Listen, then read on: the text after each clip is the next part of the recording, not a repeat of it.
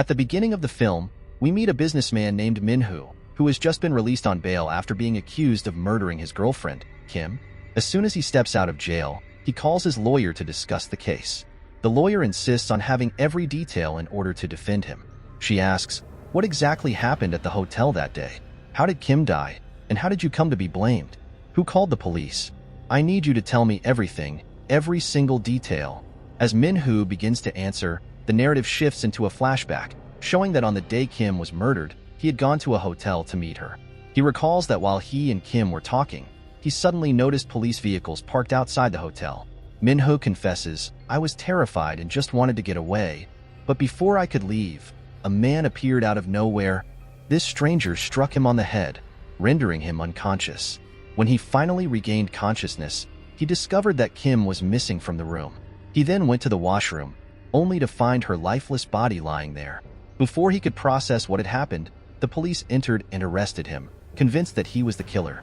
Back in the present, the lawyer tells Min-Hoo, "You're not telling the whole truth. I've reviewed the police files and all the investigation reports, and there's no evidence of a third person in that room. Please, tell me the truth. I need to know everything you're hiding." Min-Hoo falls silent for a long moment. Then the lawyer shows him a picture of a young boy and asks, "Do you recognize this boy? He disappeared a few days ago." Min-Hoo looks at the photo and flatly refuses to acknowledge him. However, when the lawyer presses him, insisting that he's telling the truth, Min-Hoo reluctantly begins to recount the boy's story. The narrative shifts into another flashback.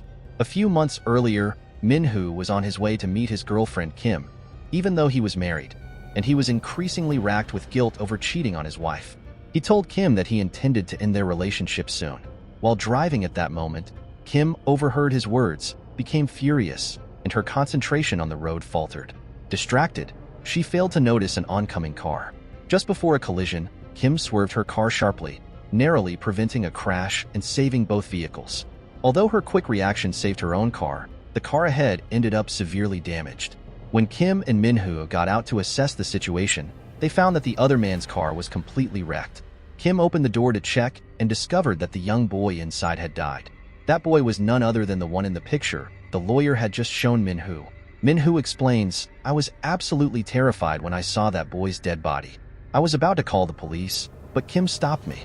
She said that no one had seen us on that road and that calling the police would only drag us into unnecessary trouble and ruin our reputations. Instead, she insisted that we hide his body and quietly leave the scene." Just as they were about to dispose of the body, a police car arrived. Once again, Min-Hoo felt a surge of panic upon seeing the flashing lights, though Kim remained composed. When the police approached the damaged car and asked what had happened, Kim smoothly lied, claiming, "We just had a minor accident and have already settled everything between us." In doing so, she pretended that the wrecked car was Min-Hoo's rather than the boy's. She even called her car insurance company in front of the officers, which quelled any suspicions, and the police eventually left. Immediately after the police departed, Kim told Min-Hoo, "You wanted our relationship to end, didn't you? From today onward, it's over. What happened here will remain our secret, just as our relationship was once kept hidden." As they prepared to leave, she added, "Take the boy's car with you." Min-Hoo drove off in the boy's car while Kim got into her own vehicle. However, due to the accident, her car wouldn't start. Fortunately, an elderly man happened by and asked, "Is there something wrong with your car?" Kim explained that she had just been in an accident and her car wouldn't turn on. The man tried to repair it, but found too many issues. He then offered, "My house is nearby. If you'd like, I can help you." Kim agreed, and the old man towed her car to his home. After hours of hard work, he managed to completely fix her car. Kim thanked him, saying, "Your car is repaired now. You can go on your way." Deeply grateful, she was touched by his kindness.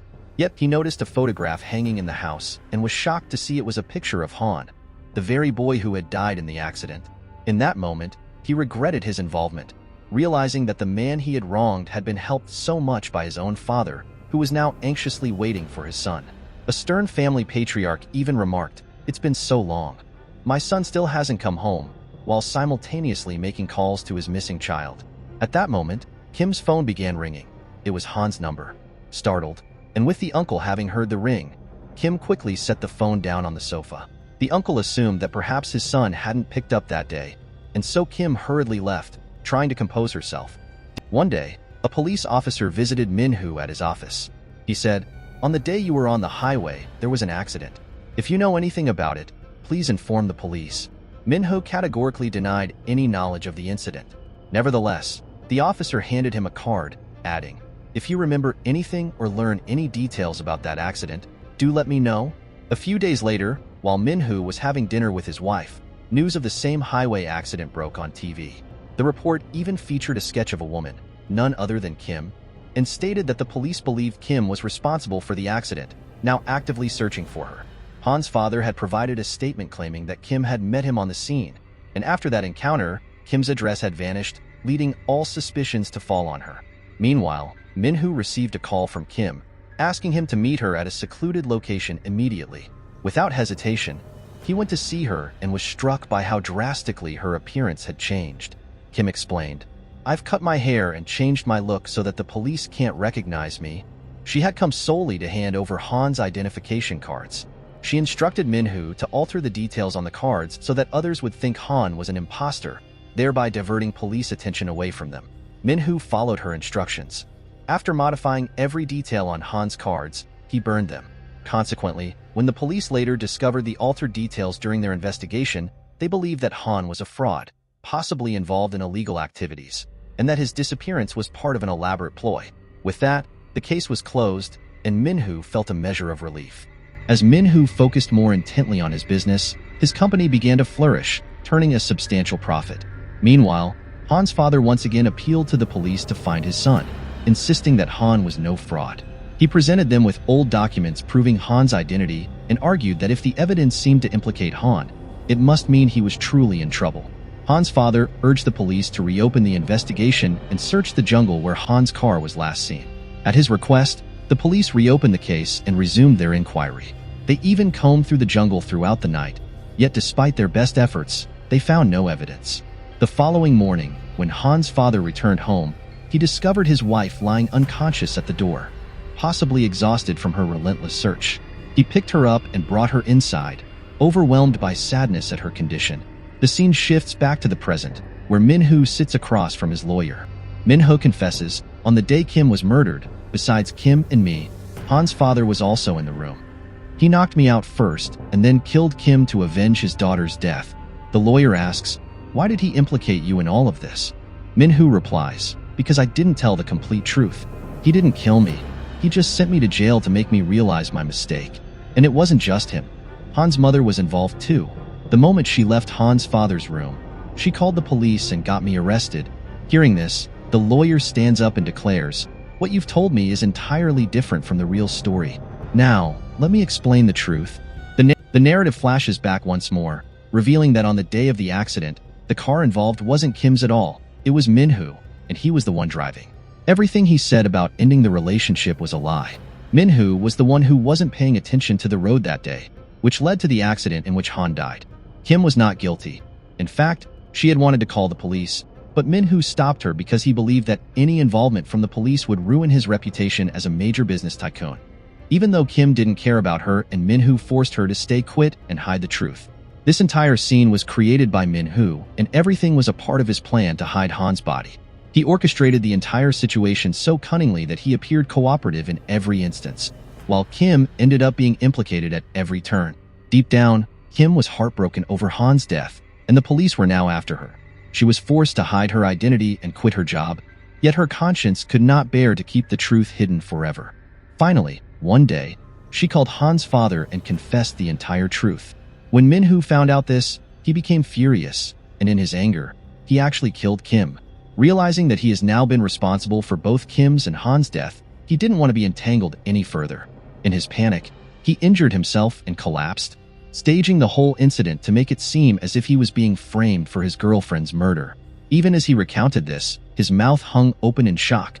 He couldn't believe the lawyer had uncovered everything, even though he had never revealed the full truth to anyone.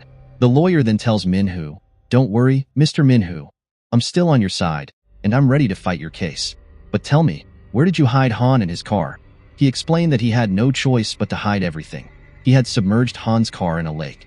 With a pained expression, he confessed, when he went to dump Han's car in the lake, he was still alive inside. He pleaded with me for his life. But Minhu couldn't take the risk. If he had left him, he would have been charged. So, he threw him into the water, killing him. The lawyer is shocked to learn that Han was alive. She had believed that Han had died in an accident, and now she got to know that Minhu is so cruel that he deliberately killed a boy. She places a map in front of Minhu and instructs, "Mark the spot where you pushed Han's car." He takes the paper and mark the location. Afterward, the lawyer gathers her belongings and tells him, "The boy was alive when you submerged the car." With that, she leaves, starting her car. But soon her tire gets stuck in a ditch. The weather is so harsh that if she had remained outside, she might have perished. Then Minhu offered her to stay in his house. Then Minhu noticed something unsettling. The signature on this lawyer's documents doesn't match the real one. He got confused. Did he get to know a real twist? The woman who has been with Minhu isn't a lawyer at all. She is, in fact, Han's mother, who has come to get Minhu's confession so she can learn where he hid Han and his car. Realizing this, Minhu attacks Han's mother. In the ensuing struggle, they both fall and lose consciousness. After a while, Han's mother regains her senses and immediately grabs a gun to defend herself. Minhu makes another move, and he lets Han's mother to shoot Minhu. Then he calls the police. When they arrive, they discover that Han's mother had tried to kill Minhu, and they arrest Han's mother. Han's mother sit in my car and tell the police everything. She give them the full confession and the location where Minhu attempted to kill Han. The police reopen the investigation and, upon searching that spot, they find Han's car and his dead body. This evidence confirms that Minhu is indeed the killer. The police arrest Minhu, and Han's mother is released. In the end, both Han's parents burst into tears upon seeing their son's lifeless body. And that is where our story ends.